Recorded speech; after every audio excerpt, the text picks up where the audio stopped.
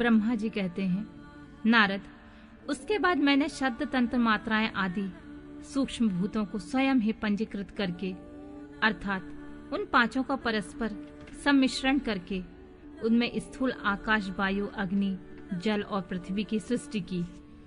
पर्वतों, समुद्रों और वृक्षों आदि को उत्पन्न किया। कला से लेकर युग पर्यंत जो काल विधान है उसकी रचना की। मुने, उत्पत्ति और विनाश वाले और बहुत से पदार्थों का मैंने निर्माण किया, परंतु इसमें मुझे संतोष नहीं हुआ।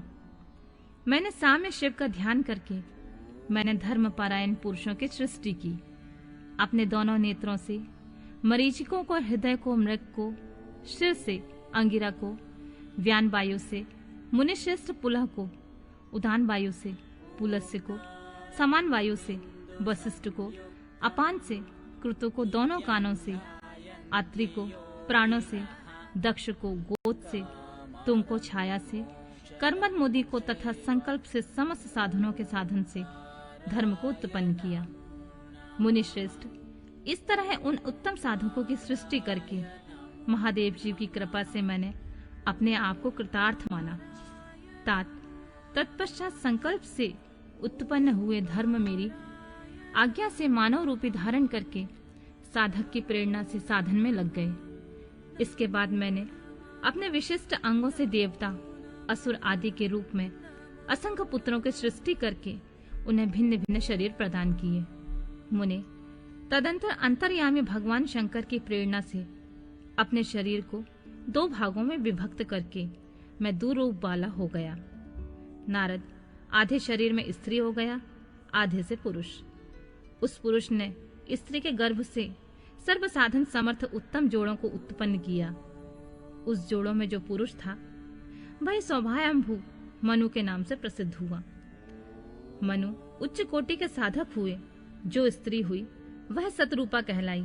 वह योगिनी एवं तपस्विनी हुई। मनु ने वैवाहिक विधि से अत्यंत सुंदरी सतरूपा का पारिग्रहण किया और उससे वे मैथुन जाति सृष्टि उत्पन्न करने लगे। उन्होंने शतरूपा से प्रियवत तथा उत्तानपाद नामक 2 पुत्र और 3 कन्याएं उत्पन्न की। कन्याओं के नाम आकृति, देवहूति और प्रसूति। मनु ने आकृति का विवाह प्रजापति रुचि के साथ किया। मंजली पुत्री देवहूति कर्मत को ब्याह दी और उत्तानपाद की सबसे छोटी बहन प्रसूति प्रजापति दक्ष को दे दी। उनकी संतान परंपराओं में समस्त चराचर जगत व्याप्त है। रुचि से आकृति के गर्भ से यज्ञ और दक्षिणा नामक स्त्री पुरुष का जोड़ा उत्पन्न हुआ। यक्ष के दक्षिणा से 12 पुत्र हुए। मुने, कर्मत द्वारा देवहूति के गर्भ से बहुत से पुत्रियां उत्पन्न हुई। दक्ष के प्रसूति से 24 कन्याएं हुई। उनमें से श्रद्धा आदि 13 कन्याओं के विवाह दक्ष ने धर्म के साथ कर दिए। मुनीश्वर, धर्म की उन पत्नियों के नाम सुनो।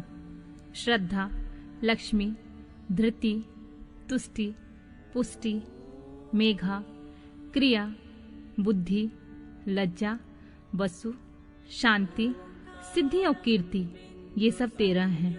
इनमें छोटी जो शेष 11 सुलोचनाएं कन्याएं थीं, उनके नाम इस प्रकार हैं: स्वाति, सती, संबुधि, स्मृति, प्रीति, क्षमा, संतति, अनसूया, ऊर्जा, स्वाहा और स्वधा। भृगु, शिव, मारीच, अंगिरा मुनि, पुलस्त्य, पुलह, मुनिश्रेष्ठ कृतु, अत्रि, वशिष्ठ, अग्नि और पितरों ने क्रमशः इन ख्याति आदि कन्याओं के साथ पारिग्रहण किया। भृगु आदि मुनिश्रेष्ठ साधक हैं। इन संतानों से चराचर प्राणियों सहित सारी त्रिलोकी भरी हुई है। इस प्रकार अंबिकापति महादेव की आज्ञा से अपने पूर्व कर्मों के अनुसार बहुत से प्राणी असंख्य श्रेष्ठ द्विजों के रूप में उत्पन्न हुए। कल्प भेद से दक्ष के 60 कन्याएं बताई गई हैं। उनमें से 10 कन्याओं का विवाह उन्होंने धर्म के साथ किया। 27 कन्याएं चंद्रमा को ब्याह दी और विधि पूर्वक 13 कन्याओं का हाथ दक्ष ने कश्यप के हाथ में दे दिए।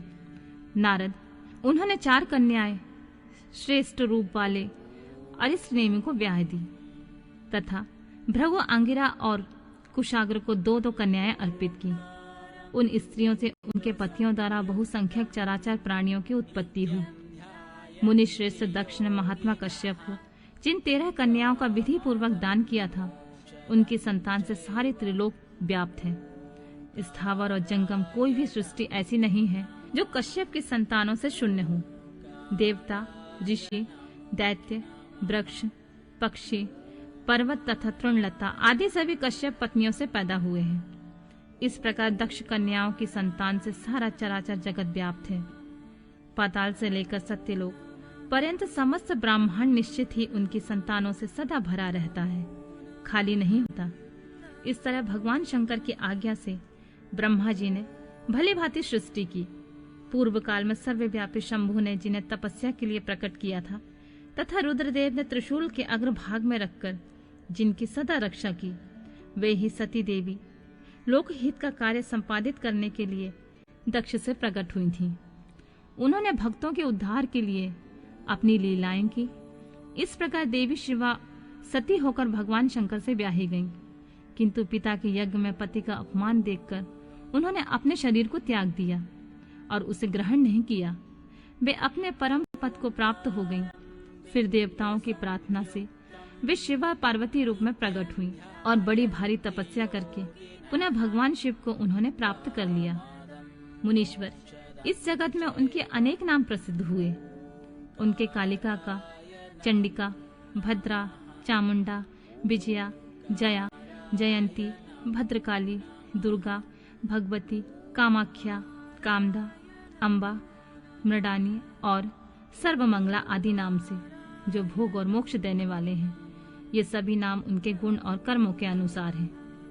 मुनिश्रेष्ठ नारद, इस प्रकार मैंने सृष्टि क्रम का जो तुमसे वर्णन किया है, ब्रह्मांड का यह सारा भाग भगवान शिव की आज्ञा से मेरे द्वारा रचा गया है।